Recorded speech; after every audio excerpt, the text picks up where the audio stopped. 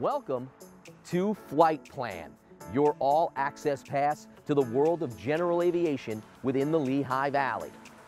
We promise this first episode will be electrifying. Over the last several years, $500,000 worth of renovations here at Braden Air Park has helped renovate hangars and build this beautiful terminal building behind me that has enhanced the pilot experience, the customer experience, and more importantly, given a facelift to the air park within the community. But the infrastructure projects are not done yet. In fact, one is about to take off on the runway here at N43. We hear more now from the Director of Planning and Programming for the Lehigh Northampton Airport Authority, Ryan Meyer. This past year, we received notice from the PennDOT Bureau of Aviation that we received a $975,000 grant to upgrade and replace the runway edge lighting down here at Braden Air Park. Replacing and upgrading all of the lighting to the new LED, high energy efficiency, bright lighting. It's all new runway edge lighting, wiring, conduit, really not having direct buried cable because over time that can break down and have issues. But I think the biggest thing that pilots really get to enjoy is the PAPI system, which is a precision approach path indicator, where when pilots are coming in on the approach, you have two lights that guide you if you're too high or too low. Having those, I think, on both ends of the runway is going to be a huge help for pilots. Again, we're a non-precision airport, so it's a visual only, but having that visual acuity of where you are in your approach, again, increases confidence, safety, efficiency, and it's something that you see at a lot of airports. A lot of the projects that we do at all of our airports, and Braden is no different, we definitely appreciate the support from the PennDOT Bureau of Aviation. I think it's also a testament to the team that we have, and again, even the community of when we get grants, we look to execute them, to spend the money, to get jobs for construction. We're looking to start the design really this fall, winter of 24. And as we push through the design, hopefully by next fall, we'll look to start that construction. Shouldn't take more than 90 days to go through. There'll be some impacts. We'll have to coordinate with our tenants, but definitely looking forward to keeping this project moving and kicking off. When you visit the air park, you expect to see the usual sights and sounds, of course. Hangars, aircraft, and horses. Yes, I did say horses.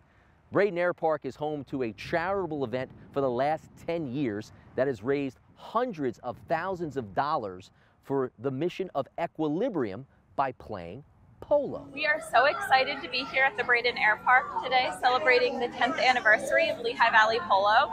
This event is our largest annual fundraiser for Equilibrium. We're the Lehigh Valley's only accredited therapeutic horsemanship center, and we serve over 150 participants every single week through equine assisted service. We spent years looking for a place, years, like 3 or 4 years trying to find an amazing place to have this special event. And we looked cornfields, we looked everywhere, and this place came up, and it's been perfect. AB has done so many amazing things to help us. The staff, closing the runway, polo players are like, they closed the runway, super awesome. The airport's support in allowing us to have Lehigh Valley Polo at this gorgeous location makes all the difference. There is nowhere else in the Lehigh Valley that we could hold an event of this size and this caliber, and we are so appreciative for the support, not just for this event, but their support of Equilibrium in general. Don't be alarmed. Yes, we've landed at a new location, Queen City Airport in the city of Allentown, also operated by the Lehigh Northampton Airport Authority. Behind me, a very busy Fly Advanced maintenance shop is working on aircraft. The heart of any airport is certainly its runway. And runway 1533 here at XLL is in the final stages of a major rehabilitation. We hear more now from Aviation Project Manager for the Lehigh Northampton Airport Authority, Ryan Rockovitz. Phase 1 was happening last year. This existing runway 1533, and we came on through with a large rototiller to rototill the existing asphalt. So we took that about 80%, and then we used the asphalt as a base. Then we came on over and put another 4-inch lift on top of this to create a new runway for everybody to use down here at Queen City. Phase 2 was all about the runway lighting upgrades and enhancements. Currently we have incandescent bulbs just like at your house, it's hard to find incandescent bulbs to replace the ones that are going out. Everything's going over to LED transitions. We used to be able to buy a bulb for this runway down here for about $2, $3. They're anywhere from $20, $25, $30 a bulb. And the vendor that we purchased these for, they're telling us within the next 5 years that we will not be able to get incandescent bulbs for an airfield project anymore. And one of the biggest other advantages that we took with this project was Taxiway Bravo never had LED lighting, edge lighting at all. So with this project, we were able to include new LED lighting for Taxiway Bravo South. The old incandescent bulbs and everything were very hard to see. They burned like a lower burning temperature, so they weren't as bright. So this will enhance the visibility of the airport too, so it makes it a lot safer.